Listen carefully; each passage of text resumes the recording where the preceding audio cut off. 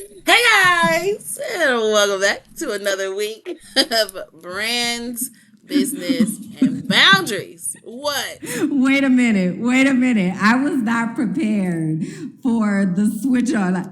Hey guys, we're I'm a ready. professional. I couldn't hold it Hello? together. I'm sorry. Okay, focus. My bad. We have to be serious over here, right? This is a serious We are place. professionals. This is serious I business. have a No shirt on, laughing y'all. allowed. I'm She sorry. do. Oh yeah. No laughing. Her little I thing gotta. covering it Oh up. shit! Wait, I just broke everything. Talk. What a production. And this is live, just so y'all know. We are on these people internet Wait, don't talk about doing it this. anymore, or We else. are doing this on the people's internet, on Beyonce's internet. If you want to add, just want to add another B. Brands, business, boundaries, bubbles, and bitches on Beyonce's internet. Oh my Breakage god, on the that internet. was hilarious. That Okay, was well, so I funny. think we're All back. right, I'm back. Okay, I'm back. I'm gonna get it together. Go ahead. Well, I'm glad we had a jovial introduction because what I want to talk about today is pretty dang serious. Okay? Oh, I want to talk about dun, dun, dun, dun, microaggressions in the workplace. that's the. I don't like those. Okay, It is fine. a hard left. But what I want to talk about is how do you know when it is a microaggression or a joke? Or is there really not, like, if you think it is, it is? And what do you do with said information? And lastly, do they only exist amongst race to race? Or is it Mm. interracial? Is it age to age, sex to sex? Those are the things that I wanted to talk about today. Okay, good question. Good topic. Also, I know a lot about this. So feeling very able to contribute. So you'll have to give me those questions again as we move through Yeah, this of course. conversation. But um, how do you know that something is a microaggression? So the first thing is let's actually look up the definition Oh, I of meant to do that. Yeah. microaggression. Thanks. I actually had to read this in a room where it wasn't even microaggressions at that point. They were macroaggressions by this point. And I had to actually read to them what a The definition. microaggression is. Talking Mm. to HR. I said, y'all know what microaggressions are? And they were like, let me read it to you so Not the that you can HR. understand. Okay. So, oh girl.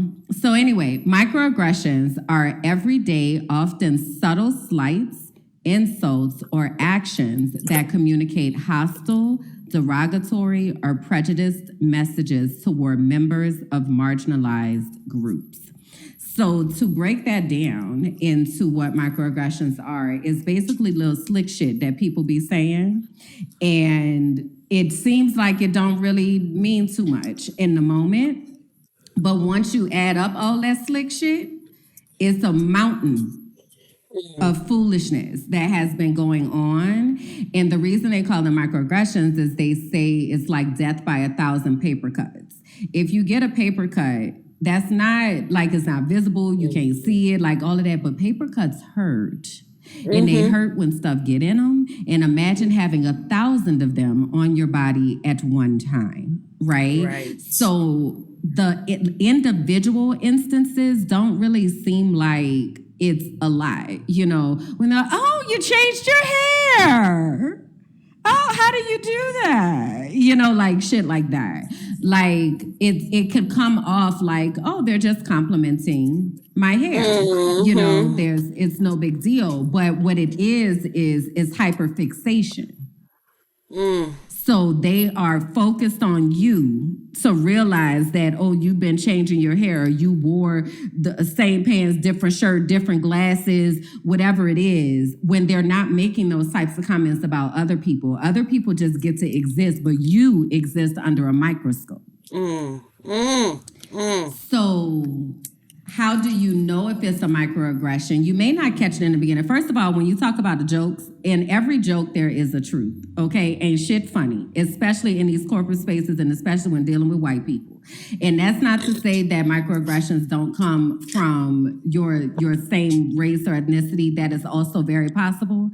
And the highest likelihood of them being present are when you are a person who is of color or black and you are in the presence of white people. Oh, they're gonna fire them off. Okay. So if there's a time where you're Mhm. feeling like you are under a microscope, it's like, why is, I don't know if you've ever had this feeling like you walk into a space and nobody's really there, right? It could be a store, it could be a grocery store aisle, it could be anywhere, the park. Nobody is there when you got there. You intentionally chose this space because nobody is there. And then all of a sudden you get there and now every damn body got to come down this aisle. All of a sudden, right? It feels like that. Like why are they why they and also if you're kind of asking yourself why they being so nice, that's your spirit telling you that this is abnormal. Something's Mhm. awry here. Okay. I want to. So this is why I be Oh, go telling ahead. people to be connected to their spirit because your spirit will tell you. Go ahead. I want to play something that Okay. is an example. I think. Oops, that's not what I want up here. Also, of a microaggression that is maybe mass. Well, I don't know, but let's see. Let's view it and see if we would consider this to be a microaggression. Now why I don't see what I want to see where I want to see it. Let's see if this is what I want. I don't think it is though. See y'all, she be talking about me. She a auntie too. You see how close she is to Big that screen so auntie, she can see what's going big on auntie. there. I Okay. don't know why I got so close, friend. I really now see, the auntie comes out when shit don't do what the fuck it's supposed to do. Because why are you acting like this? We've been perfectly fine this Oh my whole God. time. Come on Have now. you guys Oh, given it's us any hearts today? To tap the screen, guys. I think that's what you're supposed to do over here in yeah. the I don't think TikTok I have app. had anybody in my life today, but that's okay. I ain't tripping. We've had each other, friend. Hey yo. Okay. Have Okay. you seen this? Oh, girl, I know this clip right here. Go ahead, girl. Okay, let me make it bigger for the I people. know this one. Mm-hmm. Oh wait, you can't hear it. We can't hear it. These are but made you can with touch them with your hands. That is true. Two kinds of cake mix, and also one of the little secrets I use diet hot cocoa packets to make to really amp up the chocolate flavor. Diet hot cocoa. What is Patty saying over there? She is causing trouble. Yeah, no. What makes you think I could eat the paper, boo? Eat the paper. No, no paper. Paper bad, cake good. Okay, next. You're the one that wanted to eat the paper. I didn't want to eat the paper. What's wrong with her? Okay. Again, the frosting is made out of fat-free whipped cream, like marshmallow cream, which is also a great ingredient, and fat-free cream cheese. Okay. Okay. Must everything be a contest? Are you okay? Girl, yeah, but I don't need paper. I just made sure my hands were clean, and when I said to the audience, this is paper, yes, I meant that I'm not touching the actual cupcake, boo. Oh, I see. This has paper on it. Yeah, you can't eat the paper. Nope. Now, these are made with... touch them with your hands. That is true. Two kinds of cake mix.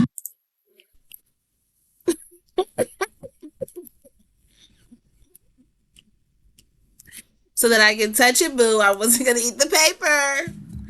Let I me tell you think that something. is a prime example of a microaggression disguised as a joke, or offhanded comment, or just something to say that if you are not on your shit, clocking it like Auntie Patty, you and standing there like Tyra, you will let it slide because you think Tyra was letting it it's slide, but because Tyra was sitting there that's what I'm kikiing saying. and shit and wasn't shit funny. Wasn't Correct. nothing Correct. funny. I'm not You eating the know? paper, boo. Mm-hmm. And it's like, and I think to the outside world, well, she was just, she was just saying it, but you really have to allow space for the question, what the would make you say that? What would make you think you need to tell me that?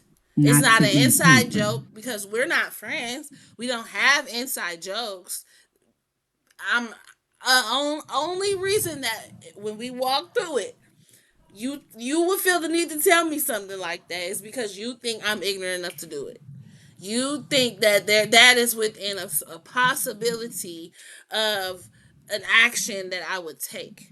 And if I don't address this, I am allowing you to be live in a misrepresented in a false narrative around the truth of my intelligence level, my ability, my level of access, my whatever. It's just like when you're a black person and you live in a nice neighborhood. Oh, what do you do? Mm-hmm. I may not Mm-hmm. have had to do anything. I may have very well inherited this. I woke up today, but the assumption that I have to do Yeah. something, work twice as hard to even be here, something illegal, rob, steal, kill, or even whatever I was able to do is just a miracle that I am Mm-hmm. You even must able be to exist in exceptional. this space. Right. And so I'm curious, do we have a responsibility as black folks to say something? Do we, is it acceptable to let her say, well, you don't eat the paper, and you kiki and move on? And No. what is your responsibility in responding? Addressing. Is it just to Mm-hmm. say, I know I'm not supposed to eat the paper, or is it to say, I know I'm not supposed to eat the paper, and you know you didn't eat this, like, and check that it's a microaggression? Like, what do we say? How do we Mm-hmm. handle these Mm-hmm. situations, in real time with high Yeah. stakes? Yeah. First of all, like you said, you have to clock it, right? So you have to be paying attention. And I think we have to expect that when we walk into certain environments, that there is a high likelihood that this is going to happen.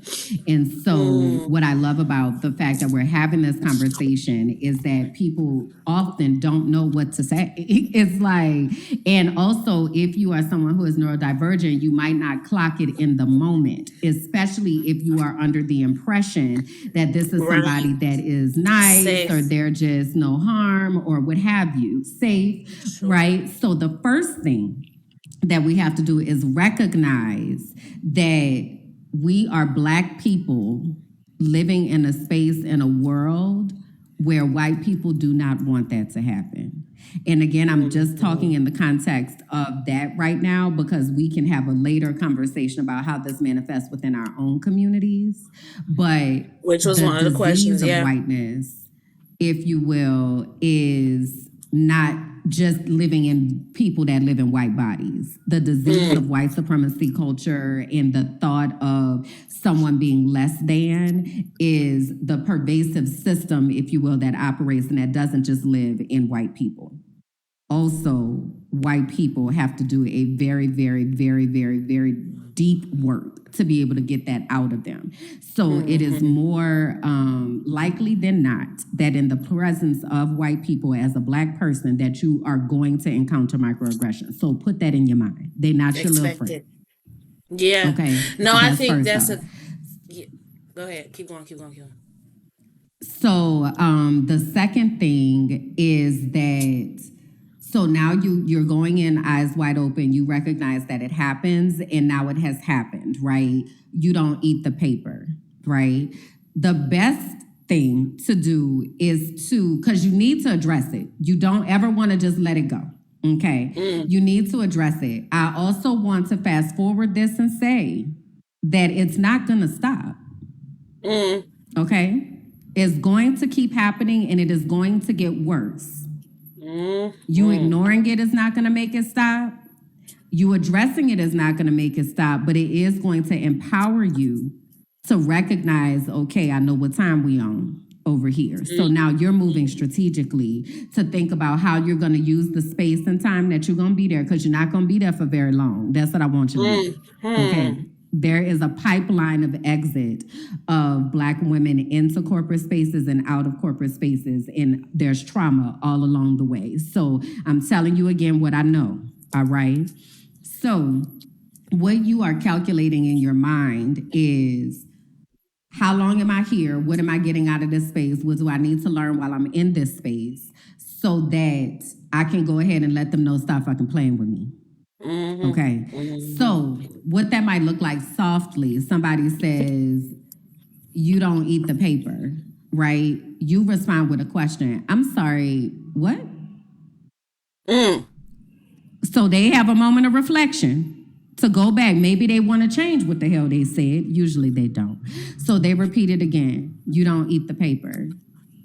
So then you respond with another question. What makes you think that you would need to tell me that?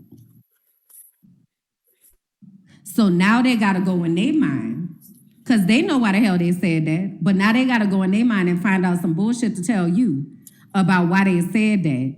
But you know full well as they are answering that it's because that's how you view me, right? So you let them do their little tap dance, their song and dance, blah, blah, blah, No, all that no, kind of it just stuff. it was And because then it was funny. I didn't, because I know that my You best probably friends are wanted to eat the black, paper. right? You let them go through their whole performance that they do, right? And then after they do their performance, you say, interesting, and you walk off.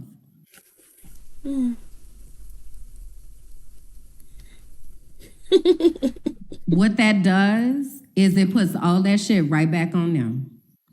Because you about to sit up here and have to confront yourself about why you thought that it was necessary for you to tell me that. We are in the same space at the same time, especially if this is a work environment, meaning we are all qualified that are here, but they don't think that you're qualified. Of course But not. you want them to go ahead and say that. Go ahead and say that. And what you do after that is you go home and you document this instance. Because it is going to wind up in HR.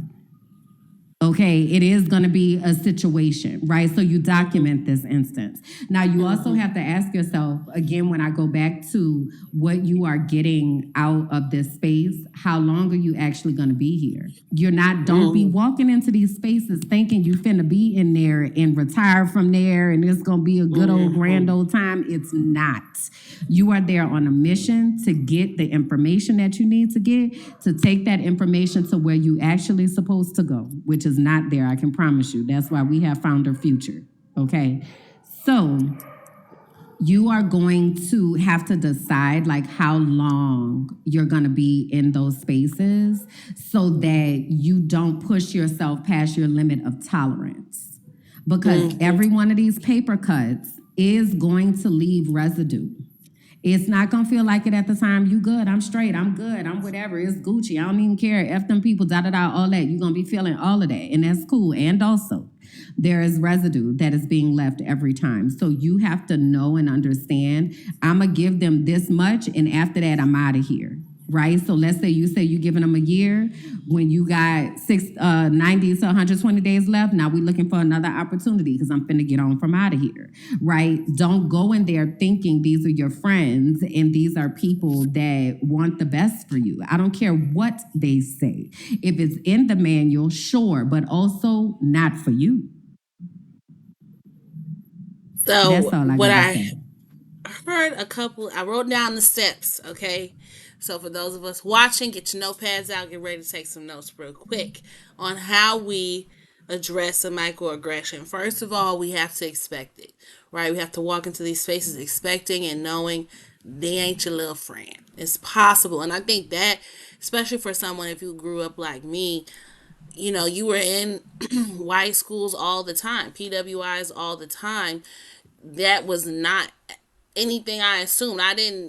I know, I'm sure, and I'm certain there were plenty of microaggressions I never clocked because I didn't think I took it as a joke. I don't have to eat the paper, girl. You right, you so funny, right? And that's on me, whatever, or my parents, whoever, blame somebody.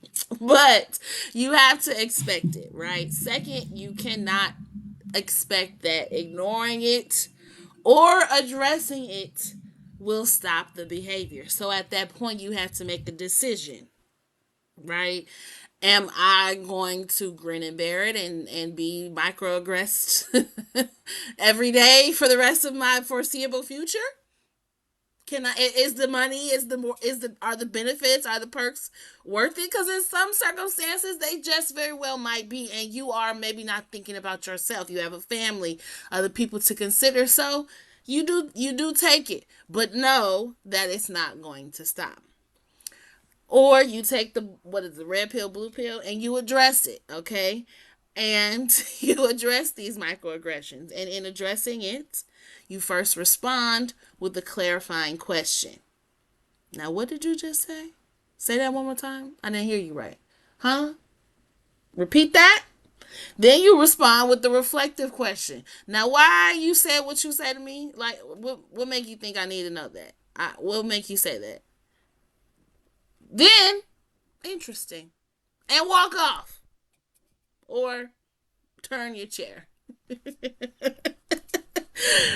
And let them think. Allow them time to reflect. And last but not least, the most important step of all of this is to document situation, date, time, location, people, places, situation, as detailed and as reflective as possible. Okay, that is how we were addressing microaggression, and honestly, it's extremely helpful because you don't know what to say, you don't know how to respond. That is not going off. That is not well, what or whatever in a way that is uncouth, if you will. Yeah. But I want to more say two importantly, last and things when you finish them. more importantly, in a way that places the onus in the reflection upon the aggressor, as opposed to you feeling you need to defend, explain, align, detail, point out, whatever, all for it to not be understood anyway. Right? All for it to, again, continue to happen and not really stop. So, this process really allows you to call it out and allow the processing work, allow the reflective work to be done on the other person. Now, I know you said you had a few more points. I wanted to say, found her future. You were saying something that I wrote down because I've often am trying to explain it. And I wrote, it is a collective for women transitioning out of corporate spaces and into alignment with purpose and divine. And I also wanted to touch on, but I don't know if we don't have time, but I wanted to touch on, maybe we could do this another day, microaggressions within specifically the Black women community. So, I was going to say we can have a whole series on this. And so I also wanted to add to that series clutch your pearls lessons, because that's something else we need to learn how to do, right? Because when you're asking those questions, you're not like, what you said? You're very yeah, much like, I'm sorry, together. I didn't Yeah, hear you, right? You're correct. very much like, what would make you think that you need to say something like that to me? Right? So you Correct. are very much assuming the type of language that they used to, because you about to watch them do it. As soon as you do this, they're going to have a breakdown. And they're going to start Correct. crying. Okay. So we also need to have clutch your pearls lessons. We'll add that to the docket. The last thing I had wanted to say is that there's a difference between white people and people who happen to be white. People who happen to be white know that they are white. They are the people who have done that deep work to deal with their whiteness. Those people are often the bridges, right? Because the white people will say what the hell ever to them because they look the same, but they are actually very much awake, if you will, and very much not with that shit, right? So when I'm saying whiteness and white people, I'm talking about the white people that weaponize their whiteness, and that if you told them that they were white, they would be like, ah, right? That's who I'm talking about. Okay, all right. That's the last thing I wanted to say. All right. This Well, was listen, y'all. I fun. I think enjoyed this this. discussion. Yeah, I figured it'd be a good conversation. I am a conversationalist. Add that to my many list of skills. You are. So I hope y'all appreciate the conversation as well. Please let us know in the comments. Share your experiences. Some things, some crazy stuff people have said to you. That'll have to be a whole episode. I'm writing that down on microaggressions, crazy things we have heard Mm-hmm. because we unfortunately sharing this experience, and I think it is so helpful. That's part of the reason I really love having conversations, because I don't have to go through it to get a lesson from it if I just talk to you, right? If I could just have a conversation with you, somebody who's been through it, or has had that experience or that knowledge, or even just a different perspective on something, it's extremely valuable. So I think as we are navigating our brands, our business, and our boundaries, these conversations will support us in doing that successfully. So that's all I got. Next week, I guess we'll continue the series, and we'll talk about experiencing microaggressions within our own community. Today, we kind of talked about it in corporate and workspaces, but just how that those microaggressions also show up within our own spaces and how we navigate that as well. So that's all I got. What you got, KJ?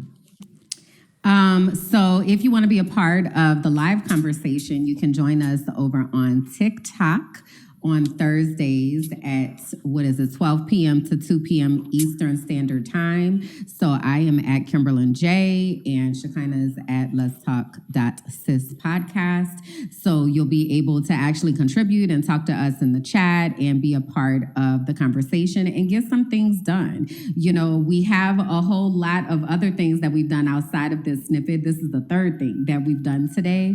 You can find the entire recording. I'm going to start putting them over in the Patreon. I think today was a really fun time, and we can kind of just give the Patreon that exclusive access to that. So if you want to be able to see the recording, you missed the live, you want to see the whole recording and be in this experience with us, you can go to patreon.com/minding my black ass business. If you join through the inner circle, you can get a 7-day free trial, or it's $5 a month.